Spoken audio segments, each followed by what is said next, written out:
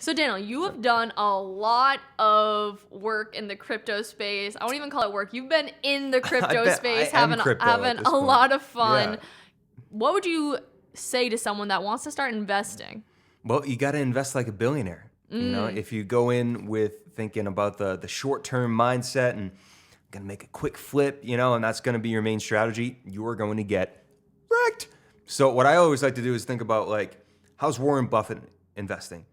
He's investing in select projects over a ridiculous amount of time, because if we were to break down how principal grows over time, there's a huge multiplier over time. So if you pick a couple projects and invest in them and let that be 80, 90% of your portfolio, let it ride out, right? A lot of the hard work's done. You let the teams build their projects, you Yeah. let the companies build, and you're done. But there's also that side of you that wants to find those gems, right? Those hidden gems, those diamonds in the rough. And what you can do there, and this is what a lot of the big guys do too, is they'll take 10, 20% of their entire portfolio and they'll try to hit a home run. Worst case, they strike out. Guess what? Their other big investments cover that. And then eventually they will hit a home run, and then they can start feeding those back to the big investments. If you try to make your entire portfolio all about hitting these home runs, you're going to be so spread thin, you're not going to hit any home runs, because you're going to be trying to hit 12 and you'll be doing like 5 minutes of research on this, 10 minutes of research. You're not really going to understand anything you're investing in, Right. as opposed to taking something that's maybe a little bit riskier, but applying the same billionaire logic of, I'm going to learn about this company.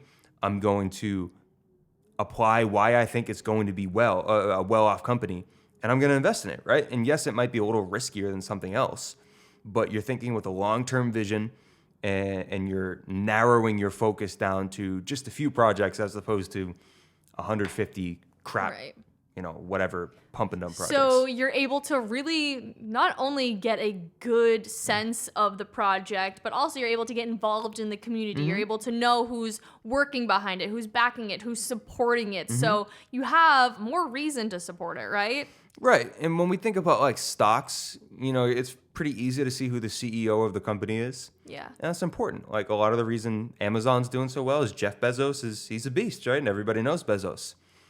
But with crypto, it's not really like that, right? You can have some sketchy dude who's going by like the crystal guy, and he's like made crystal.money, and you know what I mean? Like, doesn't even have to have a real name. But when you start involving yourself in the community, talking to people who are invested in it, learn what the project does, and start asking yourself, where could this project fail? Where could it succeed? What am I scared of? What do I hope? You ask yourself questions, and I disqualify so many of the projects I look at, because I'm like, oh, this is just copying this one, which has already had its run, and this one's doing it worse. Like, throw that out the window. Look for something innovative, something new. Cool.